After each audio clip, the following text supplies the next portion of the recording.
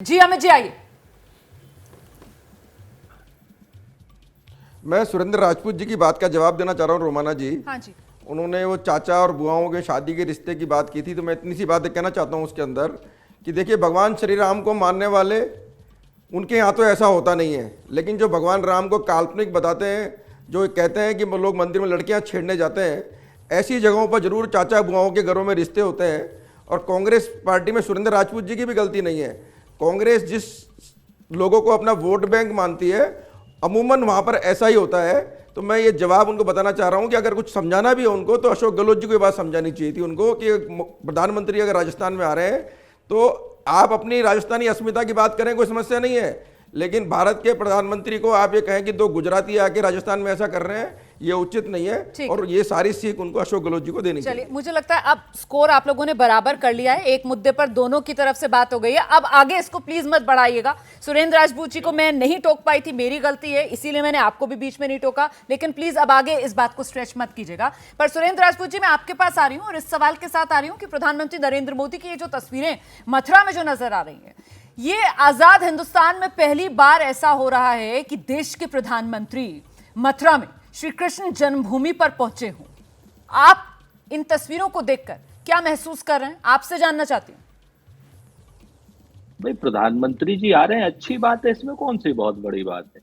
नजीर अकबराबादी को अगर किसी ने सुना हो, जो ये बात करते हैं कि गोपाल बिहारी बनवारी मनमोहन कृष्ण कन्हैया की, इधर ध्यान धरो दंडौत करो जय बोलो कृष्ण कन्हैया की, ये मोदी जी ने नहीं पढ़ा, मोदी जी ने नहीं बोला, ये नजीर अकबराबादी ने बोला। हमारी सांस्कृतिक विरासतों का, धरोहरों का संरक्षण रक्षण करना अच्छी बात है।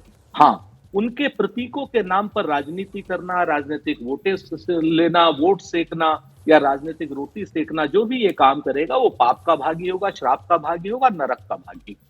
तो बहुत स्पष्ट रूप से प्रधानमंत्री जी अपने आध्यात्मिक टूर पर है, धार्मिक टूर पर है, उनका स्वागत। लेकिन अगर प्रधानमंत्री जी अपनी राजनीतिक रोटियां सेकने की बात कर रहे हैं, तो भगवान श्री कृष्ण जो हैं उन्हें पाप का भागी भी बनाएंगे, श्राप का भागी भी बनाएंगे और नरक का भागी भी बनाएंगे। अभी गोयल जी ने छोटी छोटी सी बात कर दी, तो गोयल जी जरा सा और इतिहास में जाइएगा तो आपको बहुत सी चीजें पता चलेंगी, क्योंकि रोमाना को हम बहुत मानते हैं। इन्होंने कहा कि अब आगे स्ट्रेच मत कीजिए, तो मैं नहीं कर रहा हूं, लेकिन बहुत स्पष्ट जान लीजिए कि अगर आप यहां से लेकर के विदेश तक जाएंगे तो आपको कंधार होते हुए, जनकपुर होते हुए कहीं बहुत सी जगहों पे जाना पड़ेगा। सर छोड़िए इस बात को। आपने नजीर अकबराबादी का जिक्र यहाँ पर किया, मुझे लगता है मौलाना हसरत मोहानी का भी मैं यहाँ पर जिक्र कर दूं, जो इतने ज्यादा बड़े कृष्ण भक्त माने जाते थे कि साहब हमेशा बांसुरी अपने पास रखते थे। यहाँ तक कि जब वो आजादी के आंदोलन में जेल भी जाते थे तो भी वो सिर्फ एक ही गुहार लगाते थे कि मुझे मेरे साथ बांसुरी ले जाने दो। खैर, ये जो तस्वीरें सामने आ रही है मथुरा की, ये तस्वीरें हैं। संजीव जी भी हमारे साथ मौजूद है, रशीद खुदवई साहब भी हमारे साथ मौजूद है। संजीव जी, आपके पास आ रही हूं। ये मीराबाई, मथुरा, प्रधानमंत्री नरेंद्र मोदी, आपको लगता है कि इसका कोई राजस्थान कनेक्शन भी सियासी तौर पर बैठता है? संजीव जी, देखिए, पूरे उत्तर भारत में इन चीजों का कनेक्शन है। मैं आज सवेरे तेलंगाना से लौटा हूं, 3 दिन वहां था।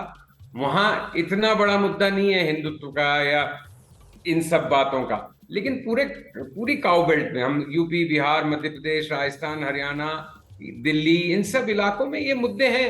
तो अगर आज कैंपेन खत्म हुई है, समाप्त हुई है, और उसके बाद प्रधानमंत्री जी मथुरा में हैं और कृष्ण जी का अभिनंदन कर रहे हैं, वहां प्रार्थना कर रहे हैं, तो उसमें भी एक मैसेजिंग है।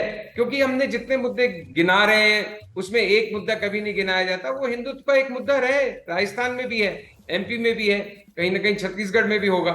तो ये तो एक कांस्टेंट है बीजेपी की पॉलिटिक्स में, तो इससे कोई नहीं बचता। और अशोक गहलोत पे जैसे जैसे आज प्रचार समाप्त हुआ है, जैसे जैसे कैंपेन ने गर्मी पकड़ी है, ये चर्चा भी जोर पकड़ी है कि साहब ये तुष्टीकरण की राजनीति करते हैं। तो वो तो एक सटल पूरा मैसेजिंग हमेशा रहती है बीजेपी की। आप उससे एग्री करते हो, डिसएग्री करते हो, वो आपकी अलग सोच है। बट वो एक कांस्टेंट, वो तो पूरे आक्रामक अंदाज में तुष्टीकरण की राजनीति करने का आरोप कांग्रेस की सरकारों पर बीजेपी की तरफ से लगाया जाता है। और खासतौर से राजस्थान की अगर बात की जाए तो यहाँ पर वो उदयपुर कन्हैयालाल की जिस तरीके से गला रेत कर हत्या की गई, उसके जरिए भी सीधे कानून व्यवस्था और तुष्टीकरण की राजनीति को ही अशोक गहलोत सरकार की बीजेपी ने जिम्मेदार ठहराया है।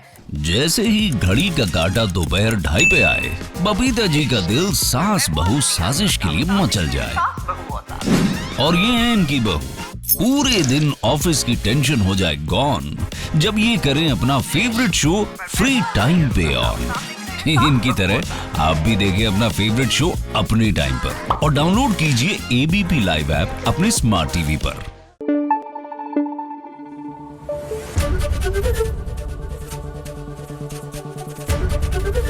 एबीपी न्यूज आपको रखे आगे।